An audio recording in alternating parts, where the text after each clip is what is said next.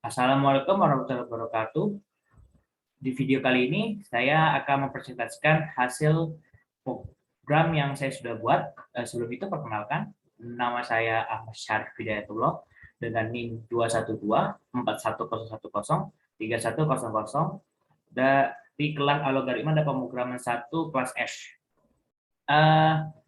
Di sini saya akan mempresentasikan kalkulator yang berjudul namanya itu kalkulator listrik fisika.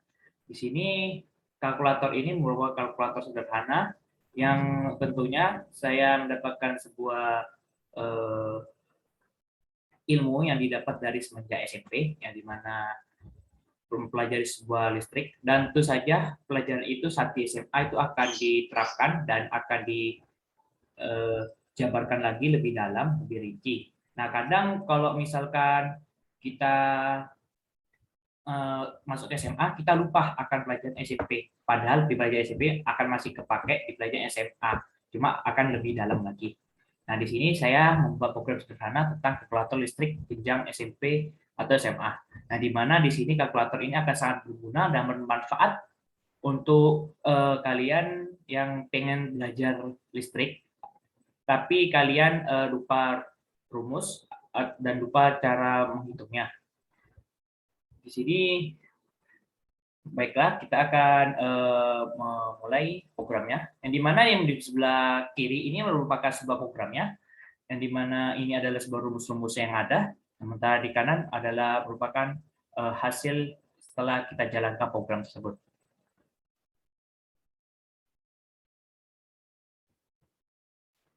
Oke, setelah kita jalankan, kita akan menemui halaman utama, yaitu perkenalan atas aplikasi ini. Yang dimana kalkulator ini menjelaskan jenjang SMP, tapi akan kepake juga di SMA. Soalnya ini adalah merupakan materi dasar yang akan diterapkan saat di SMA nantinya. Dimana di sini kita akan disuguhi sebuah lampiran, yang dimana sebuah rumus-rumus apa yang kita akan pilih. Dari pengerjaan ini berasal dari 2 sampai 3 variabel. Seperti contoh, jika kita menjalankan program nomor 1, maka kita akan disuruh untuk menginput hal variabel-variabel satuan yang kita ketahui. Nah, yang ditanyakan kita V, sementara R ini merupakan inputan hambatan. Misal kita punya hambatan sebesar 10, dan kemudian kita ketekan enter, dan kita akan lanjut ke variabel yang kita akan pilih, yaitu input arus. Anggap saja arusnya itu 92. Dan hasilnya akan kita ketahui voltase yang kita dapatkan adalah sebanyak 20.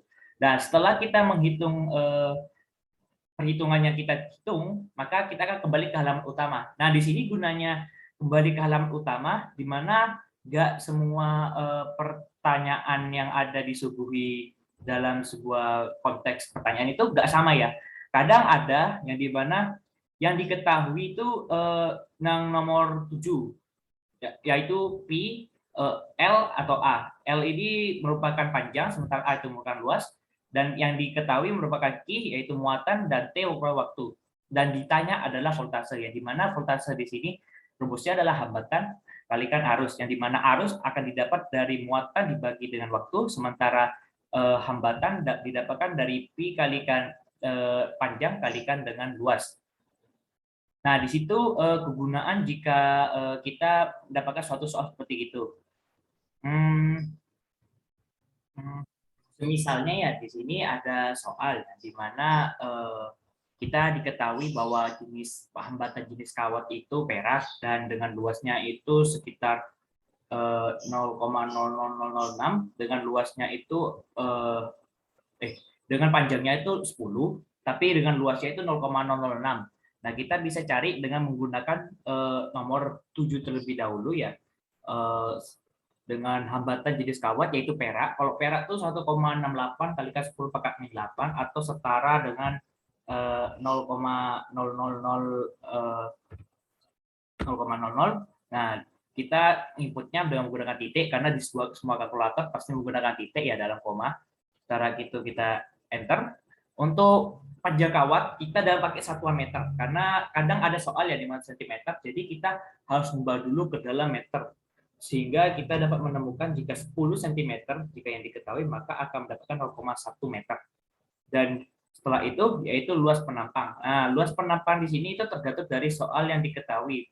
Kadang dikasih sentimeter, kadang langsung dikasih meter. Jika misalkan sentimeter kita ubah ke meter persegi atau meter kuadrat, yang dimana kita mengetahui bahwa luas yang diketahui dari soal itu sekitar 600 cm, sehingga kita ubah menjadi 0,00006, kita ubah jadi ini titik. Nah, sehingga di sini nanti saat kita enter akan menemukan hasilnya 2,8003. Kita ambil angka sebesar 2,8. Nah, setelah itu kan kita dapat dari soal juga diketahui sebuah muatan ya. Sehingga muatannya 40 dengan waktu sebanyak 5 detik, sehingga kita dapat menggunakan nomor 4 untuk mengetahui arusnya, sehingga muatan itu kita tulis dalam 40 dan waktunya itu sekitar 5, sehingga kita dapat waktu arusnya itu 8 ampere. Nah, dari soal yang saya dari awal tuh ditanya bahwa voltasenya berapa, sehingga kita ambil nomor 1 yang dimana R-nya sudah dimasukkan dari awal itu 2,8, kita ambil aja angka pembulatannya dengan arus banyak 8, sehingga kita mendapatkan voltase dari sebuah listrik yaitu 22,4. Jadi itu kegunaannya jika setelah kita menghitung, kita dimasukkan ke menu awal lagi ya, dimana terkadang ada soal seperti itu ya, yang dimana yang diketahui itu yang nomor 7 dan nomor 4, dan ditanya adalah nomor 1.